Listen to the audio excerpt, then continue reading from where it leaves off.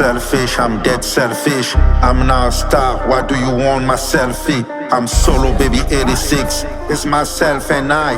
Mama pay the fees, cool down, I came far, look at my feet. Avant que je ne puisse passer à l'actualité, je voulais juste dire ceci. On est en 2026. Pour moi, ce n'est pas une nouvelle année. Pour moi, c'est un jour comme tout autre jour.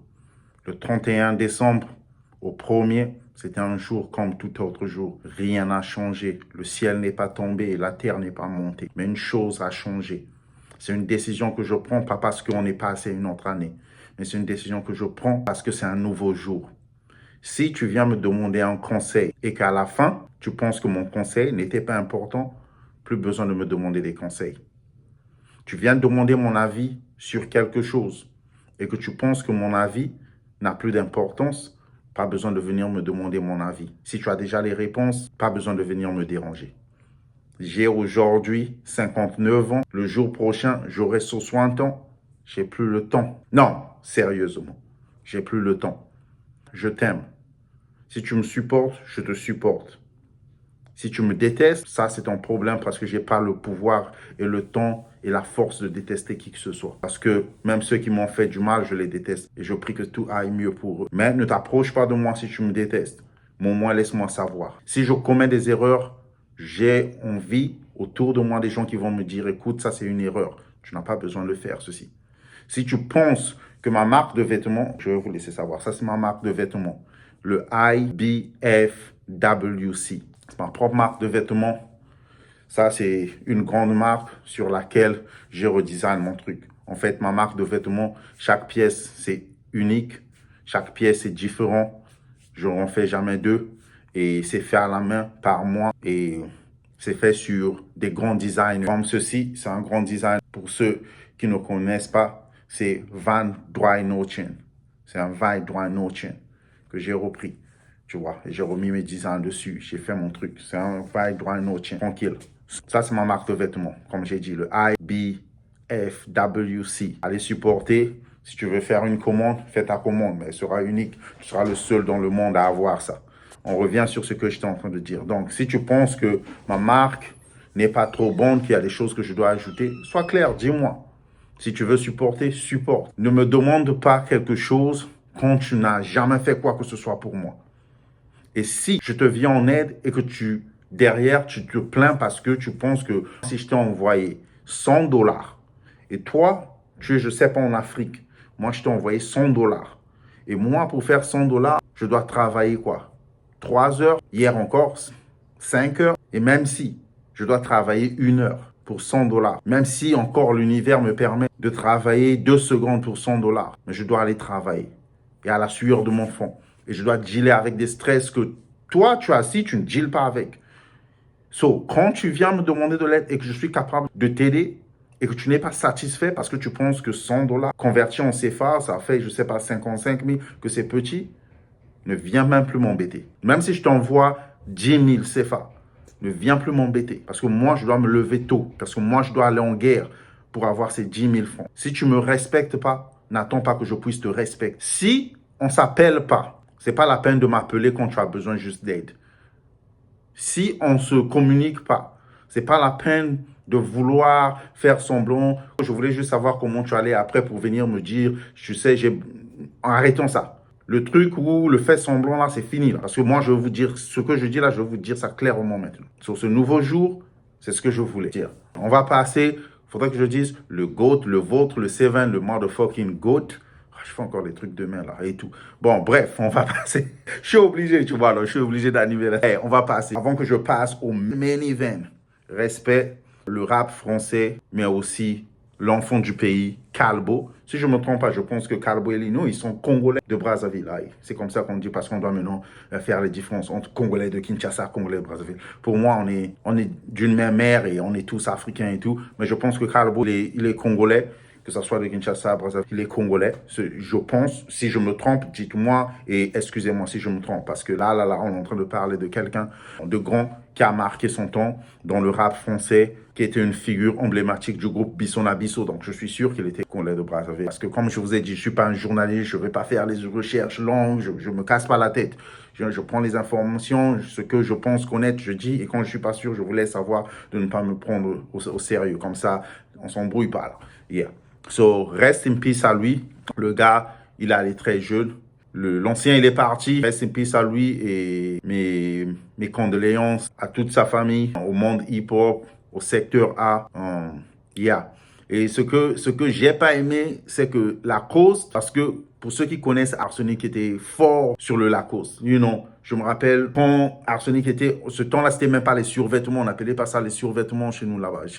Au bled, ils appelaient ça les kawa.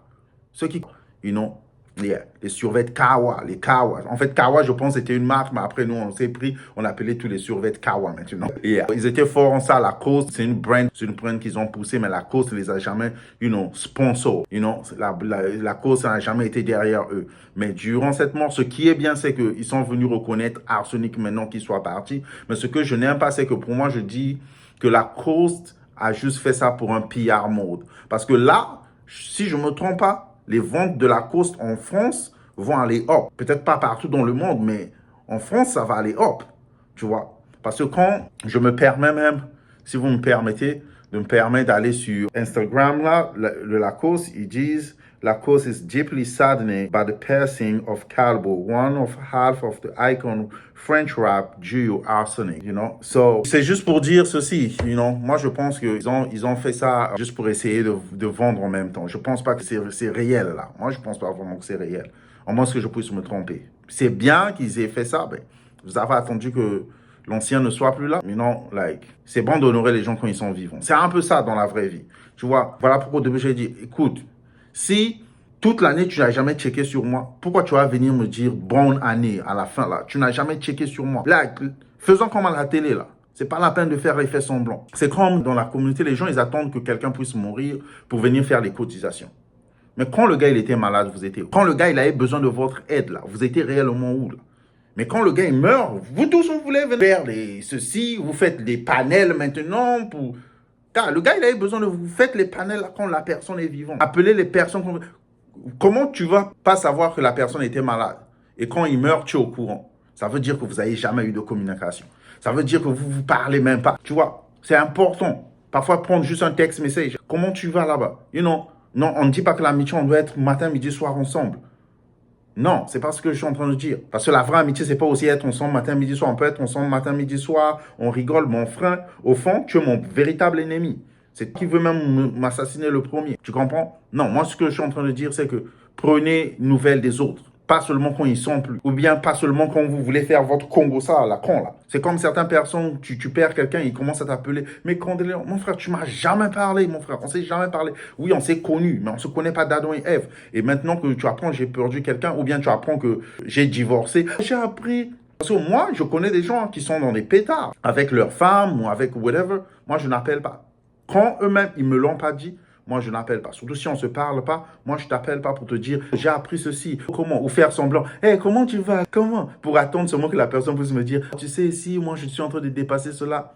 Tu vois, c'est un peu ça. Pour revenir sur le truc, like, la course, là, ils ont faussé. Bon, certaines personnes vont dire, ah, c'est bien, mais moi, pour moi, la course, ils ont faussé grave. À part ça, il y a Booba qui a attaqué SDM, qui est en train d'attaquer SDM. Le gars, il attaque Théodora, la fashionista, la Kitoko. Mais je ne vais pas mentir, Théodora est ugly. Les meufs qui ne ressemblent absolument à rien, qui n'ont pas aussi un réel talent, et les mettre à l'avant-plan là. Un plan, c'est comme s'il a juste, les masters qui poussent les pions, ils ont maintenant un plan là. Non, de ce côté, je suis un peu avec vous. Mais yeah, il a clashé encore SD. Je pense parce que SDM, il est resté en train de faire là, le show où on pousse les rappeurs. Je sais même pas si c'est un show pour rappeurs ou comment. Il est resté à faire ça. Je sais même pas comment on appelle ça encore. Mais vous savez de quoi je parle. Et maintenant, il y a Théodora qui est jury. Avant, c'était l'autre meuf là, Ayana ou Aya, je sais pas. Il y a Théodora et il y a Big Flo du groupe. J'aime le gars et son gars là, il rappe. Big Flo, je connais pas bien les noms. Et c'est un crew, les gars ils rappent. Ça, vous pouvez pas nier ça, les gars ils rappent. C'est comme un SDM il rappe. Quand Booba dit que son couplet sur Danser Kama, c'était pas fort, là, l'ancien faut arrêter ça. Le couplet était fort. Mais je comprends, je comprends. Quand tu dis, Booba est arrivé même à dire que non, SDM il prend 350 000 € pour le show et après impôt ça fait 150 000, c'est pas assez d'argent. Et moi je comprends d'où Booba vient. Parce que certaines personnes disent, comment Booba peut dire ça, c'est beaucoup d'argent et je ne crois pas les taxes. Je ne connais pas comment les taxes sont en Europe, là-bas, en France. Comme je parle, exemple, de Genesio, je ne sais pas, qui disait le rap américain meilleur. Like, le gars, il était en train de bug, like, something crazy, though. Like, les rappeurs français qui conduisent une RR, une Rolls, like, une Wraith. Quel rappeur, like, en France, là, conduit une Wraith? Top, même les Nio, là, qui conduit une Wraith. On va sur mon... Qui conduit une Mercedes, like, dernier level. Like, je suis pas en train de parler de CLA, hein, les Mercedes que moi, je peux afford. Je suis pas en train de parler de CLA, les Mercedes que moi, je peux afford. Je suis pas en train de parler de la grande Cherokee XL que moi, je peux conduire. Je suis pas en train de parler de ça. De la Citadelle Durango que moi, je peux afford, que j'ai conduit. Je suis pas en train de parler de ça, mais qui peut conduire une Hellcat en France, là-bas, like, direct Hellcat? Là, qui? Comme rappeur, tu vois. Je pense que c'est là où Booba est en train de venir. Quand il vous voit, il compare au rap américain, les gars, il se dit, les gars, vous ne vous faites pas de thunes, vous prenez n'importe quoi, là, vous avez tellement faim, vous êtes en train de prendre n'importe quoi. On te donne la sardine, tu prends, pendant que tu pouvais prendre du poulet. Mais parce que tu as tellement faim, tu ne peux pas te lever et dire, non, ça, c'est pas pour moi, quoi. Vous prenez tout. Je comprends un peu là où il est en train de venir. Mais aussi, il doit comprendre, on n'a pas comme lui. Et tout le monde ne pense qu'à leur ventre. On est dans ce monde où tout le monde ne pense qu'à leur ventre. Tout le monde, avec la personnalité. Les gens n'ont pas de personnalité comme ça. Les gens n'ont pas de couilles comme ça. Et non, tout le monde a faim et tout le monde va prendre ce qui est présenté devant. Surtout quand on te fait croire que tu viens de rien et c'est ça, je comprends ça un peu, mais je comprends pas aussi le truc où il doit vraiment se lâcher sur SDM, like à la fin. L'ancien, tu claques tout le monde. Les gars, le main event, parlons de Fally ou Gims contre Fally. Comme j'avais dit, je ne pense pas que Gims a réellement un problème contre Fally et Poupa. Je pense simplement que c'est une concurrence loyale. Je pense que Fally est une force qui fait trembler. Mais le vrai problème, quand tu vois sur le titre Gims jaloux du succès de Fally, c'est pas Gims en fait. Gims, il est juste en train de s'accrocher aux Gaulois parce qu'il comprend que ces gens, ils sont suffoqués. Tu vois, un artiste comme Ferry, il n'arrive plus. Ferry Gola, il n'arrive plus. Ses propres fans sont en train de pleurer. Quand tu vas sur les panels, les gens, ils sont en train de pleurer. Les gens sont en train de se plaindre. Son Bercy, on ne sait même pas si ça va marcher. Tu vois, jusqu'à là, on ne sait même pas si son Bercy, lui, il va marcher. Les gens ne sont même pas sûrs. Les tickets ne sont pas en train de se vendre. Koffi Olomide, c'est l'ancien, mais c'est l'ancien, un peu comme Booba, c'est l'ancien qui n'aime pas voir les autres aller de l'avant. Pas tellement comme Booba, mais Koffi a de la haine. Ça, c'est connu de tout le monde. Koffi a de la haine contre Fally. Et c'est difficile de comprendre ça. Moi, je le comprends, tu vois. Quelqu'un qui a travaillé pour toi, quelqu'un qui était sous toi, aujourd'hui, il est loin de toi. Tu fais tous les moyens pour qu'il puisse te manquer de respect. Et le gars, il ne t'a jamais manqué de respect. Le gars ne t'a jamais répondu. Tu sais, le silence est une arme. À toute fois que Koffi attaque Fally sur toutes les voies qu'il a essayé d'utiliser, que ce soit ceux qui sont sur YouTube, il paye des gens, il a tout essayé. Et le gars, il n'a jamais répondu. Le gars, il n'a jamais manqué de respect à Koffi. Et ça, je pense que Koffi Olomide, c'est ça qui l'énerve. C'est une chose qui l'énerve de vrai. Et quand on parle encore de l'autre côté des Gaulois, c'est la merde. Et Fally, je comprends pourquoi tout le monde le déteste aujourd'hui. Tu vois, même quand il avait fait son You Arena, et ça a créé une polémique. Ça a créé une grande polémique. On a traité Fally de tout, qu'il a emmené des gens qui insultent, qu'il est en train de promouvoir la vulgarité. Pendant que les gens, ils ont oublié que Ferré, il avait fait 2 émissions où il s'était permis d'insulter Fally, ses parents, insulter même Koffi Olomide. Aujourd'hui, ils sont bien avec Koffi, mais il s'est permis même d'insulter Koffi Olomide. Heureusement que l'émission s'était faite en lingala, parce que si c'était en français, je te jure, les gens, ils seraient dégoûtés de Ferry Gola. C'était vulgaire. Tu ne pouvais pas t'attendre. Un gars comme moi, je ne pouvais même pas m'attendre que le gars soit vulgaire juste à ce point. Parce que moi, j'étais un fan de Ferry Gola. Le temps de ma meilleure chemise, boîte noire. Mais ça, c'était un Ferry. Ça, c'était quand la concurrence était vraiment loyale entre lui et Fally et Poupa. Tu vois. Mais après ça, il m'a même dégoûté, le gars. Tu vois. Il m'a même dégoûté que j'étais là. Bon, c'est bon. C'est fini avec toi, là. Et après ça, il avait chuté. Après ça, il avait chuté. C'est juste que les gens, ils avaient tellement de haine contre Fally. Parce que Fally a beaucoup de choses. Comme j'ai dit, Fally, c'est l'industrie musicale congolaise. En une seule personne, c'est l'industrie. Et aujourd'hui, Fally n'a plus besoin des youtubeurs, il n'a plus besoin de passer sur les émissions télévisées à Kinshasa ou les émissions des gens qui sont sur YouTube. Il n'a plus besoin de ça parce qu'il a compris que ces gens, en fait, il a travaillé, il n'a même pas compris, il a travaillé aussi dur qu'il arrive à un point où c'est un écosystème, où c'est lui l'industrie. Vous avez besoin de lui. Comme je dis, en bien ou en mal, si vous ne parlez pas de Fally, vous ne mangez pas. Si les gens, toutes les émissions, même moi qui viens parler là, si je parle de ça, c'est parce que le nom de Fally est accroché. Si c'était seulement Gims, je vous jure, il n'y avait rien à parler. Si c'était juste Gims. Qui parlait de Gims, surtout dans la communauté, qui parlait de Gims. Et encore en France, à un moment, on ne parlait même plus de lui. Je ne sais pas si maintenant on parle de lui encore, mais à un moment, qui parlait même de lui. Quand il était signé à TF1, si je ne me trompe pas, quand il était signé à TF1, c'est là. Mais après ça, c'est mort. So, Gims, il a compris que, non, dans son mari, dans son PR, il a juste compris que, écoute, ma stratégie, c'est m'accrocher à ceux-là qui détestent. Et le gars, c'est la force en ce net moment. Le gars, il est non seulement une force africaine, mais il est en train de devenir une force internationale. Je vais contre lui comme ça, puisque j'ai besoin de la communauté et tout. Mais je ne pense pas que Gims est jaloux de Fally. Je pense que c'est une concurrence loyale. Je ne pense pas qu'il est jaloux. Et ceux qui ne veulent pas voir Fally aller de l'avant, ceux qui détestent tellement Fally, que ce soit Kofi, de la part de Ferré et d'autres politiciens, je suis sûr, il y a beaucoup de politiciens qui sont contre. Parce que déjà, il faut comprendre, Fally, c'est quelqu'un, il ne chante ni le président de la République congolaise, il ne chante ni les politiciens, là, du genre, il va dans leur campagne et tout. Et Fally, aujourd'hui, n'a même plus besoin. En fait, quand il chante, certaines personnes, bon, il ne sait pas qu'il a besoin de faire les matolos. Fally a dépassé ça. Il a compris qu'il n'a plus besoin de ça. Quand il le fait, il y a beaucoup de gens qui sont signes de reconnaissance. Bien que, il reçoit peut-être quelque chose et tout, mais son signe de reconnaissance. Ou quand il chante des gens, ça, c'est normal, tu vois. Et ça, il taxe fort. C'est la seule personne, je suis sûr, parce qu'il y a une émission, il a dit, il taxe 100 000 $. Je suis sûr, aujourd'hui, il taxe plus de 100 000 $.